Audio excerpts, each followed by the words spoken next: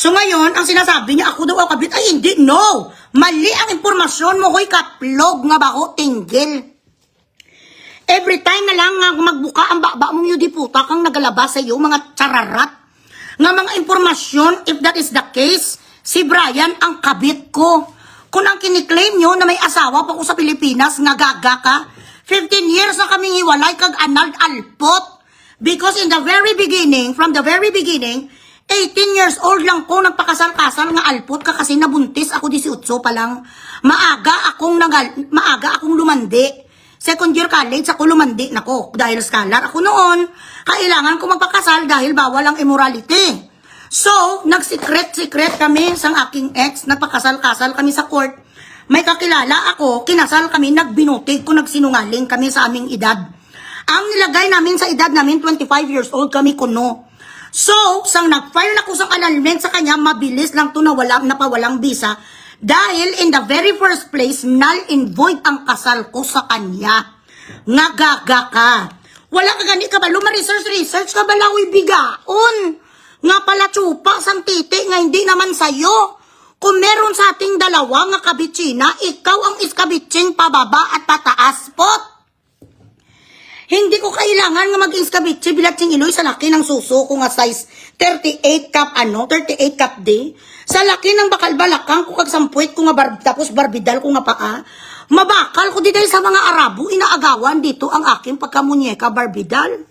Ikaw, kinakailangan mo magpakirida kasi sino naman ang totoo sa'yo? Sino naman lalaki binatsing iloy matutuanin ka?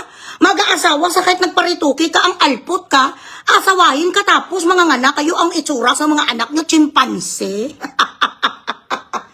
Walang lalaki ang gusto nga malahian bilatsing iloy sang lahi mo nga avatar. Yan ang tandaan mo. Kaplog nga baho tinggil. Ikaw ya, ginaalsada mo ang imo putay. Ginapresentar mo ang iyong pikpik ang yudi puta kakayit kay sino lang may bulitas o wala. Supot o hindi. 3 inches or 5 inches, ginaalsada mo ang putay mo. Ang pekpek ko. Libre lang to. Ginaalsada mo nga daw isda ang imo bilat. Tapos, nag-message sa akin dito yung mga kumpanya. Naging pang-hustler sa yudi puta. Ambisyosa ka nga ilusyonada. Nga magsabi ka nga she's smarter than BP Sara ka na smarter, hoy, hustler kaya. Ikaw nga klase sa babae na bubuhay ka sa pang-hustler mo, haslo. Ganun ka.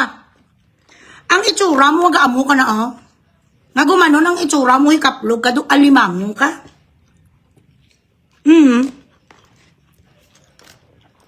Pek-pek for all. Ginaalsada sa yudi putaya, ang putaya nga doon nagabaligya sa balang salmonite, kag bangros. Ang putay mo ya, dya maligno bigaon, Jessica-an. Magno nga adapted nga anak sang labandira nga ubod ng pangit.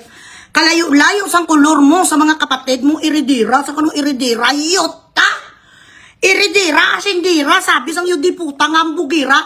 Tapos ang kapatid mo, sales lady. Tapos ang kapatid mong lalaki, sales clerk sang Toyota. Saan ang iridira dyan? Kung meron man dapat mag-claim na iridira, hindi ikaw, huy, sampid. Ang kapatid mo lang nga si Day, nga si Andrea, kag ang kapatid mo nga lalaki, nga si Sino, I don't know. Ikaw, wala kayo nadala sa Last Will and Testament, doon ka mangingi sa nanay mo. Kung may ipamana siya sa iyong labador.